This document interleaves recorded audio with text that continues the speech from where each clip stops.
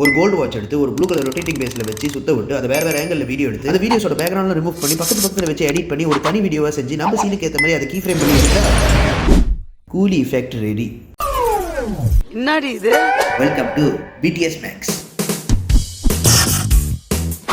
ரீசெண்டாக போஸ்ட் பண்ண இந்த கூலி வீடியோவுக்கு நிறைய ரெஸ்பான்ஸ் வந்துருந்துச்சு. நீங்கள் அந்த வீடியோ பார்க்கலன்னா போய் என்னோட ஷார்ட்ஸில் தட்டி பார்க்கலாம். அந்த வீடியோவில் முக்கியமாக அந்த 3 சீன் பார்த்துருப்பீங்க. ஃப்ரேம் உடைக்கிற scene, Coolie watch scene, super star fire logo scene. இந்த 3 சீனையும் செஞ்ச ப்ராசஸ் பற்றி தான் அந்த வீடியோ. அந்த படத்தை எடுத்து லோகேஷ் கனகராஜே ப்ராசஸ்லாம் காட்டலடா.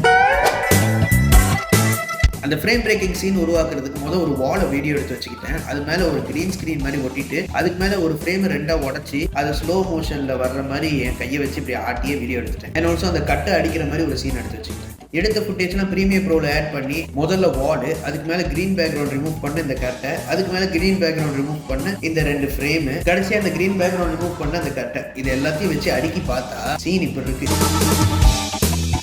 பட் இதில் ஏதோ ஒரு 10 கிளாஸ் பார்க்குற மாதிரி எஃபெக்ட் வேணும்னு சொல்லிட்டு இந்த கிளாஸ் துகள்கள் உடையிற மாதிரி ஒரு ஓவலே ஃபுட்டேஜ் எடுத்து அது மேலே வச்சு எடிட் பண்ணிட்டேன். இப்போ கிளாஸ் உடையிற மாதிரி ஒரு சவுண்ட் எஃபெக்ட்ஸ் போட்டால் போதும். இந்த எஃபெக்ட் தான் அந்த வீடியோட ஹைலைட்டே. ஒரு ரொட்டேட் பண்ணுற பேஸ் மேலே ப்ளூ கலர் தாள் ஓட்டிட்டு அதுக்கு மேலே அந்த வாட்ச் வச்சுட்டு ஒரு சுற்றிட்டேன். இப்போ அந்த வாட்ச் சுற்றுற மாதிரி ஒரு வீடியோ வருது இல்லையா? இப்போ அந்த வீடியோவை வேறு ஆங்கிளில் எடுத்துட்டு அதை நீங்கள் பக்கத்தில் பேக்ரவுண்ட் ரிமூவ் பண்ணி வச்சிங்கன்னா அது இப்படி வரும். சுத்துதா? பட் இதில் என்ன ப்ராப்ளம்னா ஒரு வாட்சுக்குள்ளே ஒரு வாட்ச் இருக்கணும், அப்போ தான் அந்த சீன் நல்லா இருக்கும். ஸோ இந்த எஃபெக்ட் செய்யறதுக்கு வாட்சோட பின்னாடி பீஸை வச்சுட்டு அதுக்கு மேலே ஒரு வாட்சை வச்சுட்டு அதுக்கு மேலே வாட்சோட முன்னாடி பீஸை வைக்கணும். இந்த மாதிரி செஞ்சாதான் இந்த மாதிரி ஒரு எஃபெக்ட் வரும். இதே ப்ராசஸை ரிப்பீட் பண்ணி ஒரு 4-5 வாட்ச் அடிக்கிட்டேன். இதை வச்சு டூப்ளிகேட் பண்ணி பெரிய வாட்ச் அடிக்கலாம். அதே ப்ராசஸ் யூஸ் பண்ணி ஒரு வளைஞ்ச வாட்ச் செயின் வீடியோவும் ரெடி பண்ணி வச்சுக்கிட்டேன். இப்போ ஒரு கிரீன் ஸ்கிரீன் முன்னுக்கு நின்று என் சீனுக்கு ஏற்ற மாதிரி என்னோட மூவ்மெண்ட் போட்டுக்கிட்டேன். என் மூவ்மெண்ட்டுக்கு ஏற்ற மாதிரி அந்த வாட்ச் ஃபுட்டேஜை வச்சு பேக்ரவுண்ட் ரிமூவ் பண்ணிட்டு என் அசைவுக்கு ஏற்ற மாதிரி அதை எடிட் பண்ணிக்கிட்டேன். இது கீ ஃப்ரேம்னு சொல்லுவாங்க. ஒரு ஃப்ரேமுக்கு ஏற்ற மாதிரி அந்த இதை அசைச்சிக்கிட்டே கொண்டு வரணும்.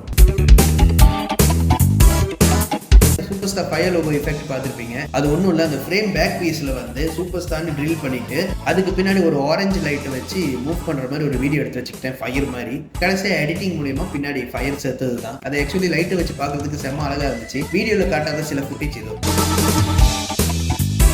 வீடியோட எண்டிங்காக போன வீடியோவில் கமெண்ட் பண்ண 10 ரேண்டம் சப்ஸ்கிரைபர்ஸோட ப்ரொஃபைலை என்னோட எடிட் மூலிமா எடிட் பண்ணி காட்ட போகிறேன். 10 வீடியோ இது உங்களுக்காக.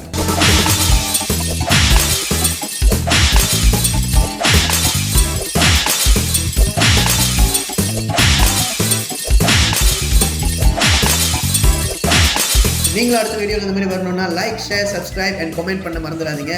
நான் உங்களை அடுத்த வீடியோவில் சந்திக்கிறேன்.